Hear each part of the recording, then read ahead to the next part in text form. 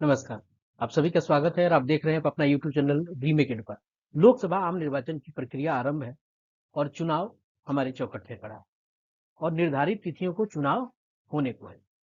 बिहार सरकार के निर्वाचन विभाग के पत्रांक 1883 28 मार्च 2024 को निर्वाचन कर्तव्य पर तैनात कर्मियों की यात्रा भत्ता और दैनिक भत्ता के लिए एक पत्र निकाला गया और उनके सारे भत्ता के आपको राशि निर्गत किए गए।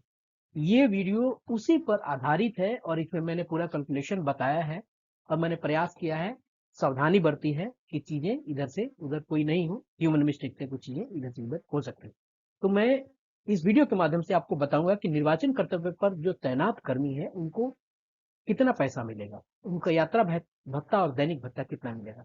मैं इस पे पूरा का पूरा डिटेल आपको बताऊंगा। तो आइए वीडियो को शुरू करते हैं और देखते हैं कि क्या है और कैसे। पहला है हमारे सामने, पहला है पीठासीन पदाधिकारी।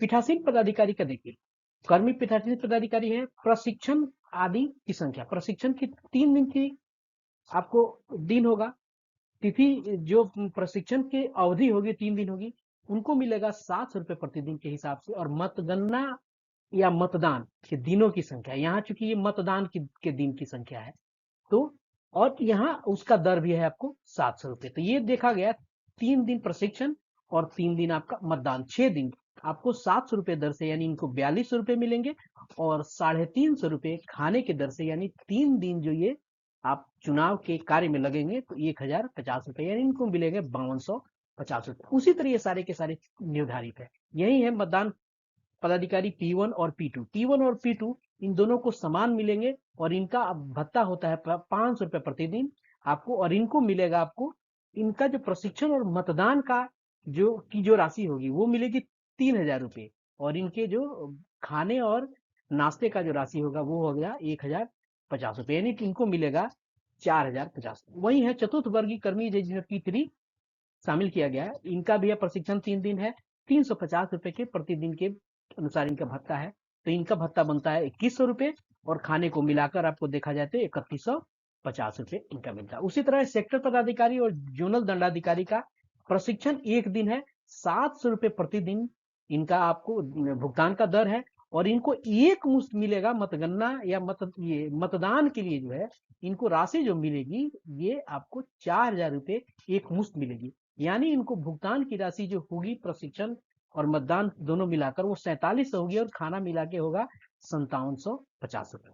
वही है सरकारी जो चालक होंगे वो 3 दिन आपको मतदान में कार्य करेंगे तो 500 रुपये प्रतिदिन के हिसाब से इनको मिलेगा 1500, और यहाँ खाने का मिला के इनको 2550 रुपये मिलेगा। मतगणना पर्यवेक्षक, अब आते हैं मतगणना पे। चूंकि हम ये जो तिथियां थी, ये जो दिन थे, अवधि थी, ये आपको मतदान की अवधि की थी। आप देखिएगा जब भी मतगणना का होगा ना वहाँ एक दिन पड़ेगा। मतगणना पर्यवेक्षक जो होंगे यानी सुपरवाइजर, एक दिन ट्रेनिंग का होगा, 700 रुपये उस दिन मिलेंगे।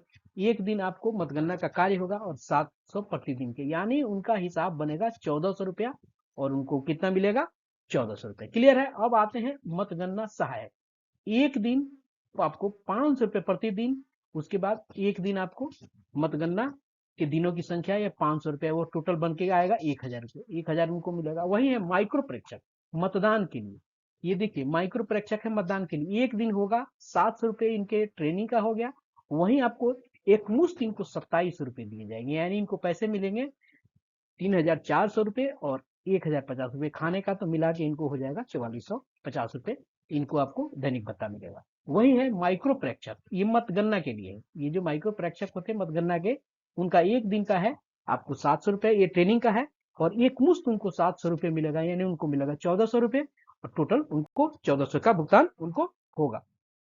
आगे देखते हैं इनकम टैक्स इंस्पेक्टर, इनको 2150 रुपये प्रशिक्षण के लिए मिलेगा, और वहीं मतदान मतगणना आदि के लिए जो मिलना है वो 2150, यानी इनको टोटल मिलेगा 4300 रुपये इनको मिलना है।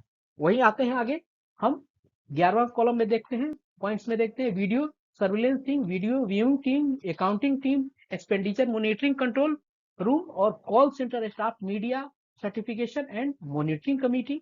उसके बाद है static surveillance team, expenditure monitoring cell. इन लोगों का जो भुगतान का दर है ये वर्ग 1 और 2 के आपको जो होंगे उनको 21 रुपए एकमुश्त मिलेगा। वर्ग 3 के जो होंगे वो आपको कर्मी जो होंगे यानी उनको मिलेगा 1650 रुपए, और वर्ग 4 के जो कर्मी होंगे 350 रुपए प्रति व्यक्ति प्रतिदिन, अधिकतम 1650। क्लियर है।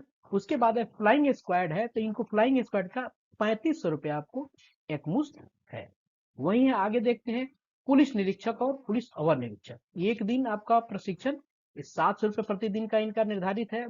मतदान का दिन 3 दिन, यानी 700 रुपए प्रतिदिन इनको मतदान का होगा। इनको टोटल मिलेगा 1 दिन प्रशिक्षण और 3 दिन मतदान, यानी 4 दिन से 28 रुपए मिलेगा, और 1050 रुपए इनको मिलेगा भोजन के लिए, तो इनको हो जाएगा 3850 रुपए। वही है सहायक निरीक्षक, हवलदार और सिपाही, 1 दिन प्रशिक्षण 500 रुपए प्रतिदिन, और 3 दिन आपको मतदान के लिए होगा 500 रुपए प्रतिदिन के हिसाब से, इनको 2000 बनेंगे। 1050 भोजन जोड़ लिया तो 3050। वही है चौकीदार, दफदार, एनसीसी कैडेट, चतुर्थ वर्गीय कर्मी, पुलिस कर्मी। उसके बाद 1 दिन आपका प्रशिक्षण 350 रुपए की दर से इनको मिलेगा आपको 1400 रुपए, और खाने मिला के इनको होगा 2450 रुपए। गृह रक्षक जो होम गार्ड्स हैं, इनका जो दैनिक भत्ता जो निर्धारित होगा वही उसी के अनुसार इनको मिलेगा। उसके बाद आता है 17 नंबर, ये है राज्य स्तरीय, प्रमंडल स्तरीय, जिला अनुमंडल स्तर के मास्टर प्रशिक्षक। ये मास्टर प्रशिक्षक के लिए है, और इनको एकमुश्त मिलेगा, और इनको मिलेगा 3500 रुपए। क्लियर है। चलिए आगे देखते हैं अगला क्या है। अगला है प्रदानशील महिलाओं के पहचान हेतु प्रतिनियुक्त करनी। ये चूंकि मतदान के दिन ही रहेंगी तो 350 रुपए प्रतिदिन है, और इनको भोजन का इनको मिलना चाहिए, तो इनका होगा 700 रुपए। क्लियर है। भोजन का चूंकि भोजन सबको मिल रहा है, जो भी मतदान स्थल पे चुनाव कर्मी और पुलिस कर्मी है, तो ये भी चूंकि मतदान का हिस्सा है तो इनको भी मिलना चाहिए। अब देखिए आगे है सुपर जोनल को एक मुश्त 5000 रुपए आपको मिलेंगे। उसके बाद है हेल्प डेस्क पर जो प्रतिनियुक्त एक कर्मी होगा उसको 500 रुपए एक मुश्त मिलेंगे। उसके बाद है 21 में एक कंडीशन है, और ये चीज ध्यान देने की जरूरत है कि भोजन और नाश्ता जो है निर्वाचन की तिथि से 2 दिन पूर्व से निर्वाचन की तिथि तक, यानी 3 दिन तक, मतगणना के दिनों के लिए मांग।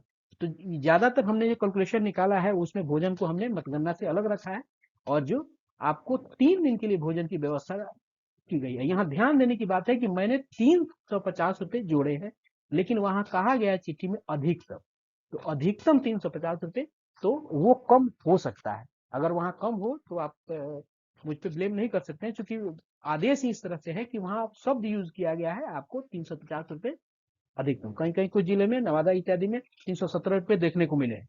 तो वो मैंने एक सामान्य और स्टैंडर्ड 350 रुपए को मैं लेके चला हूं, और उस तरह से उसका कैलकुलेशन मैंने किया है। आइए कुछ कंडीशन को देख लेते हैं। ये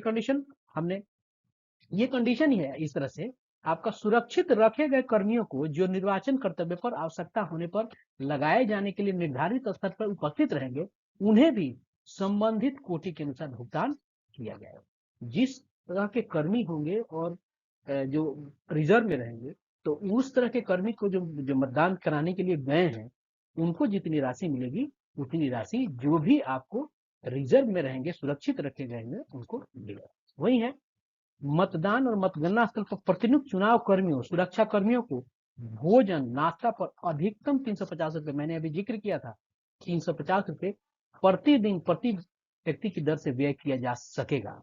ध्यान रखिए, ये रखना है इसमें। जहां ऐसा करना संभव न हो वहां देखिए व्यय की बात हो रही है, ठीक है।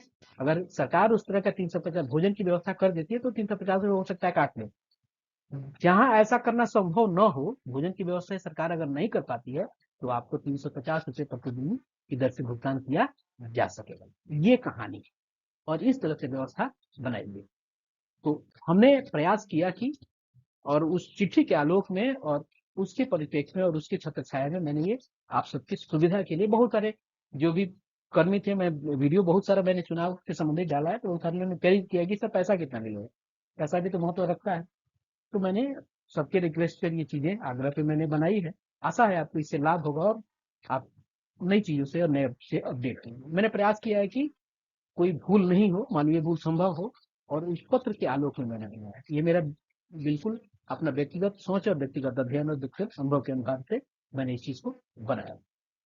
ये आधिकारिक नहीं है, इसलिए आप आधिकारिक नहीं है। अगर अन्य कोई आपको प्राधिकृत व्यवस्था से और आधिकारिक रूप से चीजें अगर आती हैं तो इसे आप इग्नोर करें। अभी तक के लिए इतना ही, मिलते हैं नए अपडेट के साथ। तब तक के लिए अपना ख्याल रखिए। धन्यवाद। जय हिंद।